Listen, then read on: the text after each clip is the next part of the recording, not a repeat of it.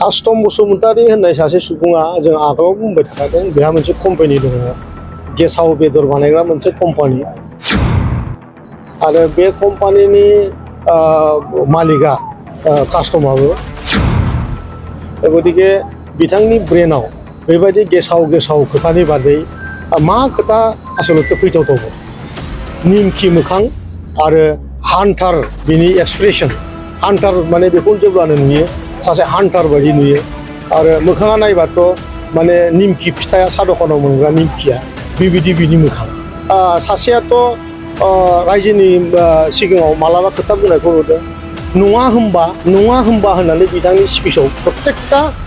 लाइननि उनावनो मुद्रा दस दं बेहा प्रहलाद होननाय सासे दैदेनगिरि बिपिएफनि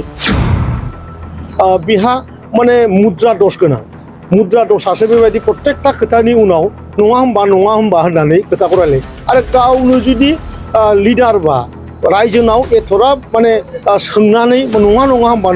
होननानै गावखौनो लिडारशिप लानाया बेसेबां मुद्रा दस सुबुं कास्टम बसुमतारी होननाय सासे सुबुङा जों आगोलाव बुंबाय थाखादों बेहा मोनसे कम्पानि दङ गेसाव बेदर बानायग्रा मोनसे कम्पानि आरो बे कम्पानिनि मालिकआ कास्टमाबो गतिके बिथांनि ब्रेनाव बेबायदि गेसाव खोथानि बादै मा खोथा आसलते फैथावथावमोन बियो टटेलि माने आनसोशलिस्ट आरो ससाइटिजों जेबो मोनसे कानेक्सन गैयै सासे सुबुं बेखायनो बियो गोबां जायगायाव गावनि माने निमखि मोखां आरो हान्टार बिनि एक्सप्रेसन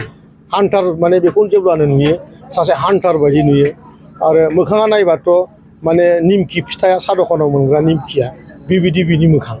थ' दिनै हाग्रामा बिथाङा बेफोरबायदि मानसि साथाम बिक्रम प्रहलाद आरो कास्टम दा बे सासेयाथ' रायजोनि सिगाङाव मालाबा खोथा बुंनायखौ नुदों नङा होनबा होननानै बिथांनि स्पिचआव प्रत्येकटा लाइननि उनावनो मुद्रा दस दं बेहा प्रहलाद होननाय सासे दैदेनगिरि बिपिएफनि बिहा माने मुद्रा दस गोनां मुद्रा दसासो बेबायदि प्रत्येकटा खोथानि उनाव नङा होनबा होननानै खोथाखौ रायलायो आरो गावनो जुदि लिडार बा रायजोनाव एथ'राब माने सोंनानै नङा होनबा होननानै गावखौनो लिडारशिप लानाया बेसेबां मुद्रा दस सुबुं दा दिनै हाग्रामाया बेफोरबायदि सुबुंफोरखौ लानानैनो बिटिआर ओनसोलाव आरो खनसे दैदेननो सिमां लानाया बिराद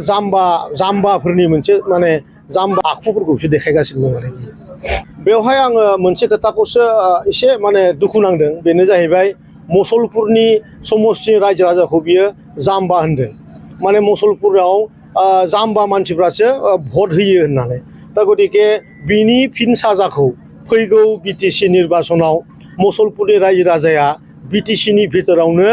बांसिन हाइएस्ट भट